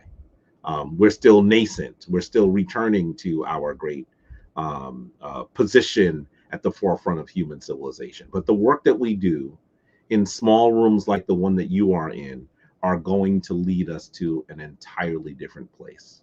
Ryan Hitzrader says, I'm a union electrical apprentice in New Jersey. Understanding geometry has been hard, but essential for your career. Yeah, definitely. I think that as you begin to recognize that even electric is something that can be measured, and its measurement seems to have an underlying proportion to it. Let's call mathematics proportion for a moment here. You begin to recognize that the world is organized intelligently. And that is really fascinating to me. Another image of, here's the guy on the cloud who you're not going to see me connecting to. This is sort of a Western way of looking at it. But I want you to recognize that there's Western way of looking at it. We have to look at it and then recognize that they are drawing from our tradition. Notice that the creator of the universe, first of all, is sitting within the sun. Did you notice that? And that as he reaches down and uses a compass to order the universe, in many ways, this is a Western version of what our ancestors would have called Ra ordering the universe. That's what you're seeing here. Notice that the rays seem to be in the design of the compass. This is how our Kemetic ancestors would have looked at the rays of the sun. By the way, ray is also a geometrical term. And would have begun to realize that the ray is Ra, the Ra is Ray. You're absolutely beginning to see the power of the of looking at things at a deeper level rather than simply saying, "Ooh, that's attractive, that's beautiful, that's pretty." You have to understand that things occur at a deeper level. The question I see here is that the moon on the top left? I don't know. As I look at this, sometimes it looks like these are sort of beings. I always look at this and think this is a head with an arm assisting in the creation on both sides. I think that in many ways, this drawing while is made by Western people, this drawing is more than that. This drawing goes back to the way that we look at the rest of the universe as people of African descent. When I speak, say Ankh-Ma to people wearing Ankhs or having those tattoos, they don't have a clue what it means. Sure, I know, because you have to do the work. Because you have to help them understand what they're doing. Sometimes people are simply drawn by certain images. And that might be the first step, right? And as someone who has gone a bit deeper, now you have to help them understand what they're seeing. It's almost 2 o'clock. I'm going to move much more quickly here.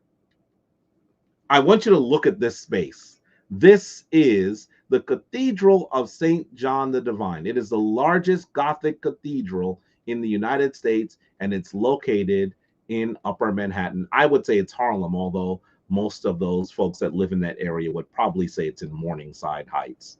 I know that when the United States was having its battle, its revolutionary battle, they called that area Harlem Heights. So, of course, people want to change names for marketing reasons, but the reality is this is in what I would consider Harlem. It's a wonderful, wonderful space to look at proportion, to look at mathematics, and to truly begin to understand that there are some things that individuals have put into the physical world that are speaking to the power of sacred geometry, and other people will just walk by and say that's beautiful. And there's nothing wrong with just walking by and saying it's beautiful, but as a person who is beginning to use the very order, the structure, the entities that undergird our physical universe for our own power, you should be able to see it at a deeper level. Notice the arcs of the doors. Notice the shape in the window above. And as you look closely, you're going to note that you're going to see in one section here, the divine family of Christianity, that is Mary, Jesus, and Joseph, standing in a Vesica Piscis. What is a Vesica Piscis? Vesica Piscis, in some ways, is one of the ways that we describe that shape. It's also called the Mandalora. Vesica Piscis means the bladder of the fish.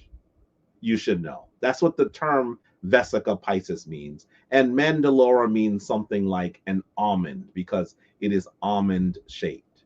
And in the Greek rendition of sacred geometry, they began to recognize that this symbol is the symbol that is connected to creation. Based on its shape, it is also connected in symbolism to the vagina.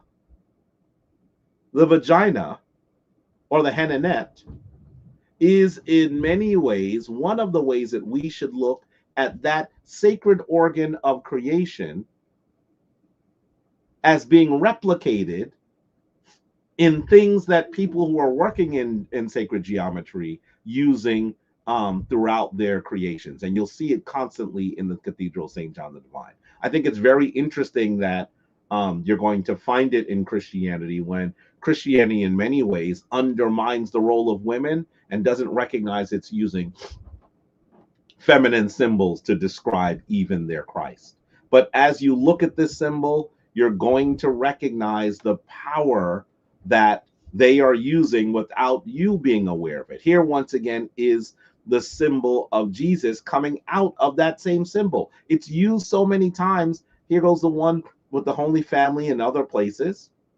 Here's the one above the door where you see Jesus and the Gospels. Once again, they use it so many times that you should know that it is not happenstance. What is this symbol? What is this symbol? These are the ones you saw on the first page. Notice that once again you see Jesus standing there, sitting there, I should say, with the Gospels around him. And in stone, you're seeing once again Jesus sitting there with the Gospels around him. This is a symbol of creation. You're seeing Mary in the middle in it. You're seeing a writer of the Gospels. I think that one is meant to be Matthew, of course, on the left, writing in one of them while Jesus sits in one of them. I want you to understand that these symbols are all around us and they would like us not to notice them. By the way, this unusual symbol on the left is at the Chartres temple in France. Notice how unusual this one is, where you actually see this unusual symbol opening up this vesica piscis in the vagina. Can you see that now, at least in this hidden symbol, this less familiar symbol, they are recognizing that the Mandalora is a sacred feminine symbol. Look at that. Look at that. Well, where does that symbol come from? It is not a Greek symbol. It is not a Christian symbol. It's much older. And I know for a long time, I would argue that that symbol is actually, it comes to us from what is today called the flower of life, and sometimes also called the seed of life, if you're looking at a smaller version of it. And in fact, you'll note that there are many companies that use that symbol as well. They're using it because they are drawing on the power of sacred geometry without us being aware of it. That's what they're trying to do, at least. Essentially, the way that this is drawn, I have so little time left, but I want to be able to try to explain it quickly and succinctly without actually, and then allowing you to do your further research. I want you to recognize, let's do it this way very quickly. Very quickly.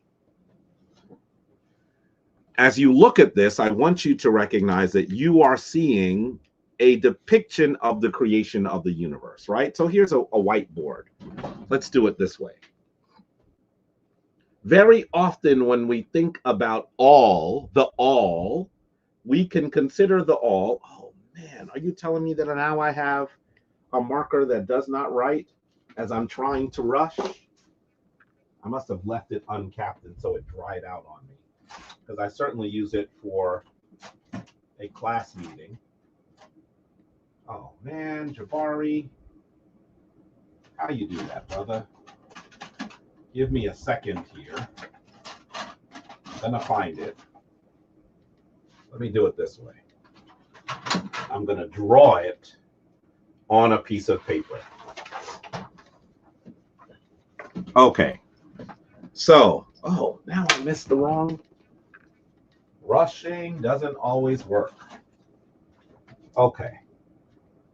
So, as you look at this, I want you to recognize that what you are seeing when you look at the symbol of the all, in mathematics, you can consider the symbol of the all a circle, right?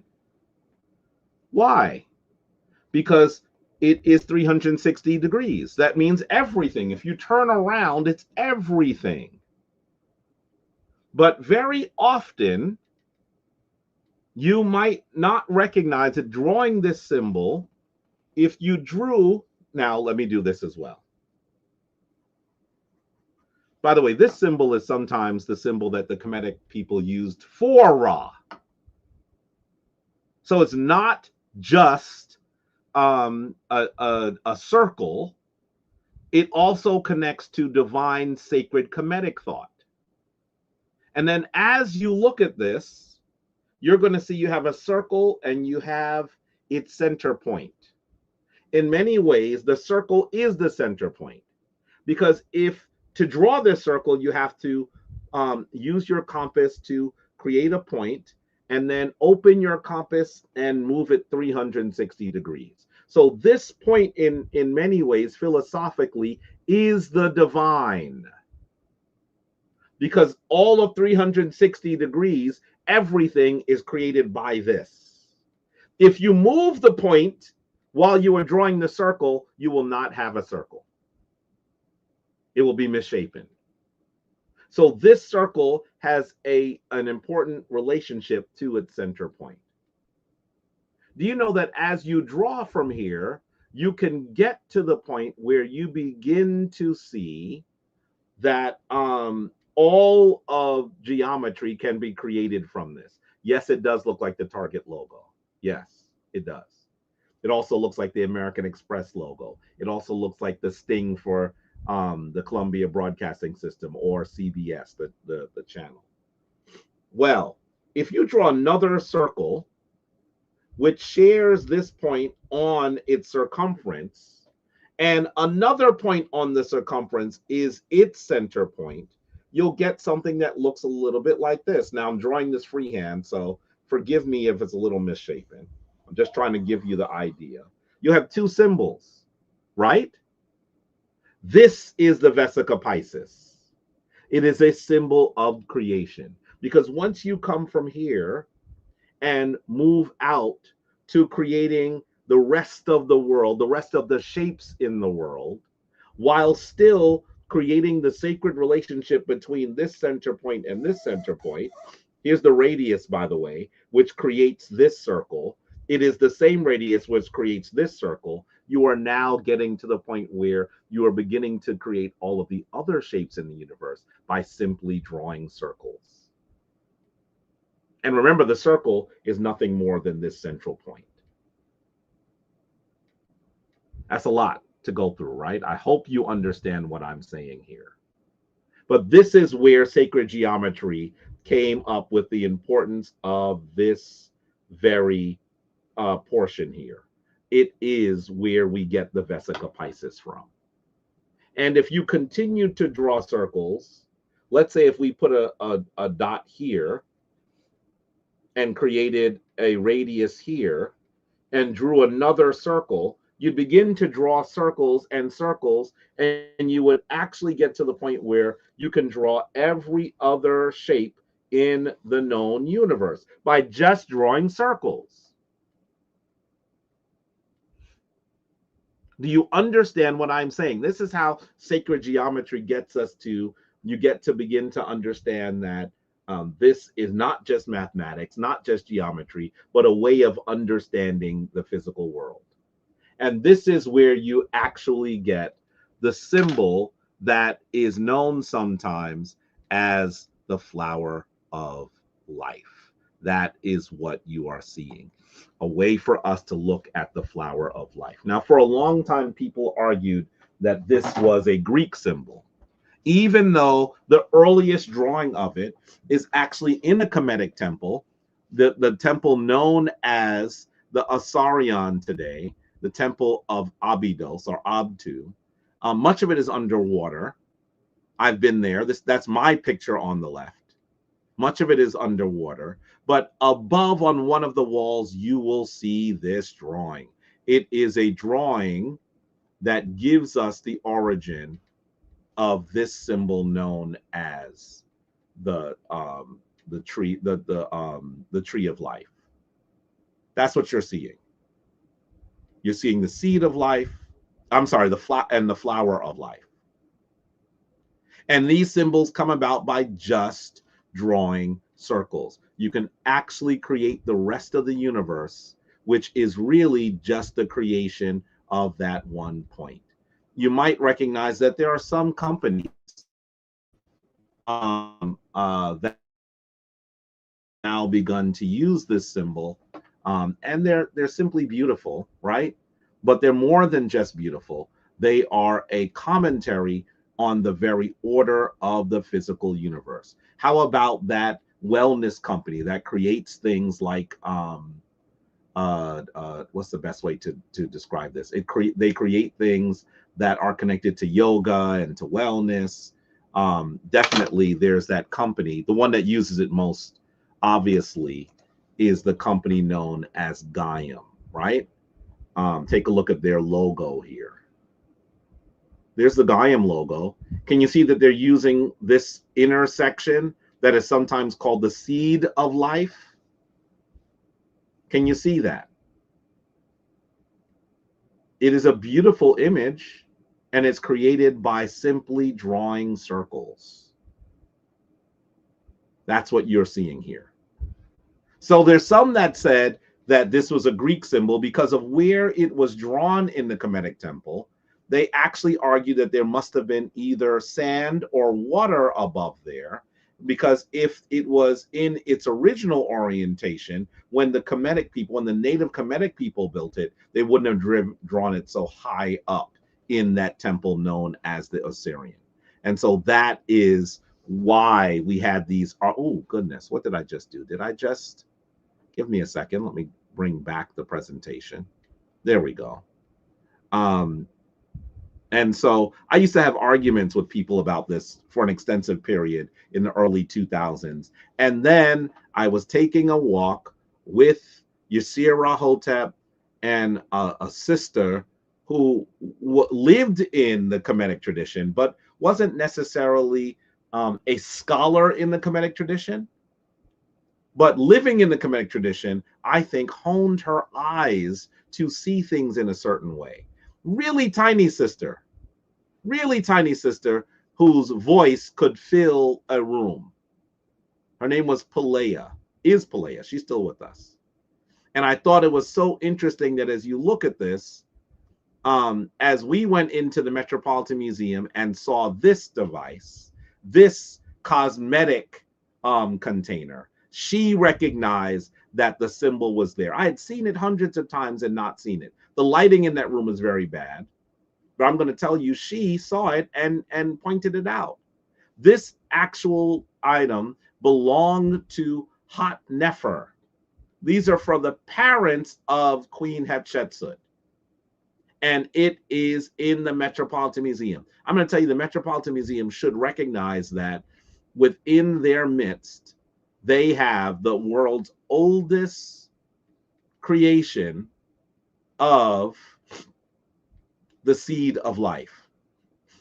They just say they're concentric circles. By the way, you know what concentric circles are, right? Concentric circles are just one circle and another circle drawn on top of it, another circle and drawn on top of that. Those are more than concentric circles. You are seeing the oldest iteration of the seed of life. And it comes from the tomb of Hot Nefer from somewhere between 1492 to 1473 BCE. This is almost 4,000 years ago. It's certainly close to 4,000 to 3,500 years ago. We see our Kemetic ancestors were using this symbol. It is not Greek. It has its origin much earlier. Take a look at it. Amazing. And the museum doesn't know what it has. Does not know what it has. This is beautiful. And I want you to recognize that in some ways, once again, we are talking about Ra. We are talking about the creation of the universe. We are talking about the manner in which our Kemetic ancestors looked at the divine force that not only created, but guides all of the known world. On the right, you're seeing a drawing of Ra. I believe that one is from actually the tomb of Ramses the Great's queen, Nefertari. And now you're also seeing the glyphs that are used to describe the sun. So you can see that in many ways, we are talking about something that comes from Kemetic, a Kemetic understanding of the world. You're seeing the flower of the life, the creation of it. You can then see that the Jesus fish is a version of that. I think it's so interesting that sometimes Christians are not able to recognize that their tradition stands on the shoulders, you might say. I'm trying to be polite here, from the earlier traditions that they have spoken of extremely negatively. And the very image of the Jesus fish is sacred geometry, which leads back to those traditions that we sometimes call, that they sometimes call pagan and heathen, but they've borrowed from it extensively. And you're going to see that it is present in many logos. There's Gaiam. Can you see it in the MasterCard logo? in the Gucci logo, in the TWA was an important actual airline that closed. But you're going to note that there are many who understand that this symbol is powerful, and they would like to be able to borrow its power. That's part of what they're doing. Part of what they're doing. And for those of you who wonder if they actually know what they're doing, I want you to look for a second. I've been saying this about CBS for a very long time. I want you to look for a second at how they represent their logo. I mean, I think that what we have to do is recognize that they understand, and that we should understand, that we should not simply allow other peoples to benefit and to utilize the wisdom of ancient Africa without understanding, as the authors of these original concepts, we should be using them for our power as well. Take a look at the current CBS Sting. It's called a Sting, this little tiny few second animation of their logo. For those of you who wonder if they know what they're doing, is it just a coincidence? Look at how you're going to see CBS actually show you the sacred geometry behind their logo. This is their Sting. Take a look.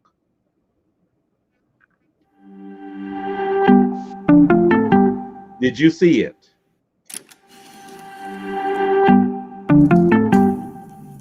Do they not know what they're doing? Can you see that they actually drew their logo by creating the Vesica Piscis through the creation of these circles? This is the Sting that they use today. One more time. Take a look.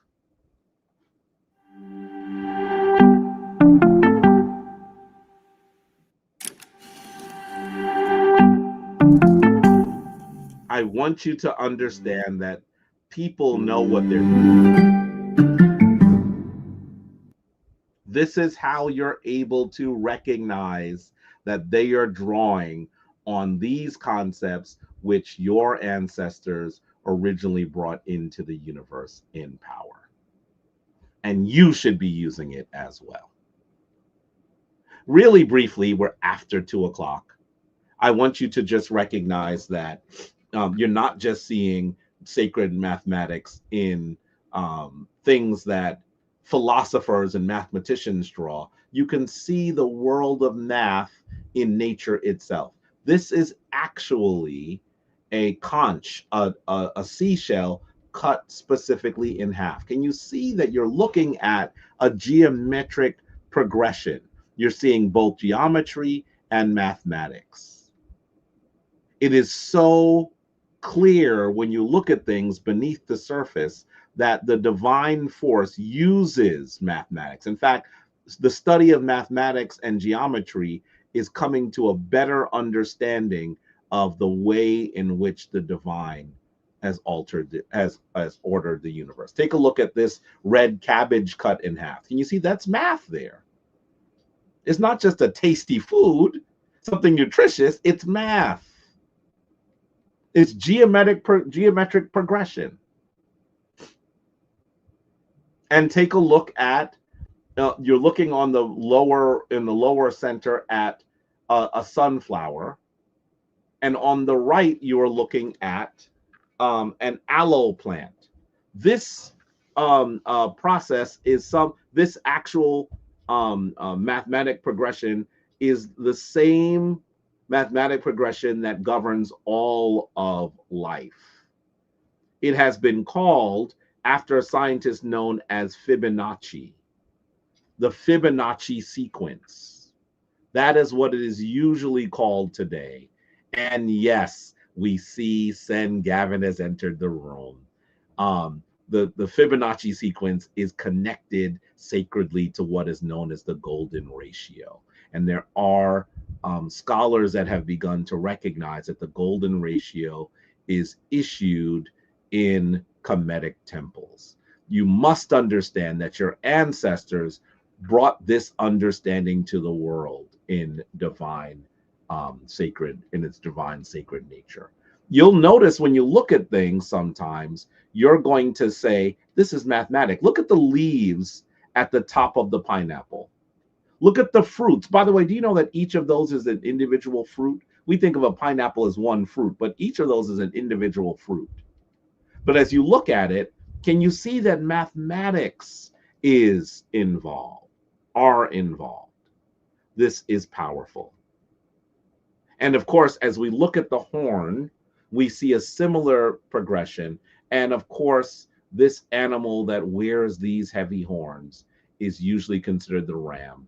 And we are seeing that our Kemetic ancestors began to describe Ra in a similar way. So Ra is the proprietor of the golden ratio, the symbol of the creation of the flower of life, and also connected to the ram. Your ancestors understood something that we are just beginning to understand.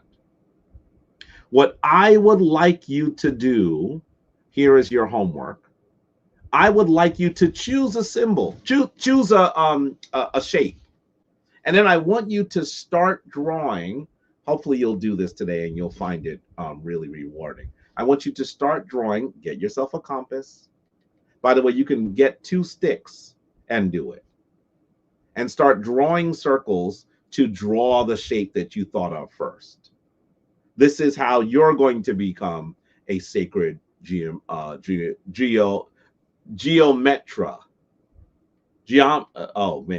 A sacred geometry specialist. Let's describe it that way. And as you do this, I'm hoping that you'll begin to recognize that we have just begun to understand the underlying principle, the underlying code that creates the entire universe. The better we're created, we understand it, the better we are towards connecting ourselves to the very language of the divine.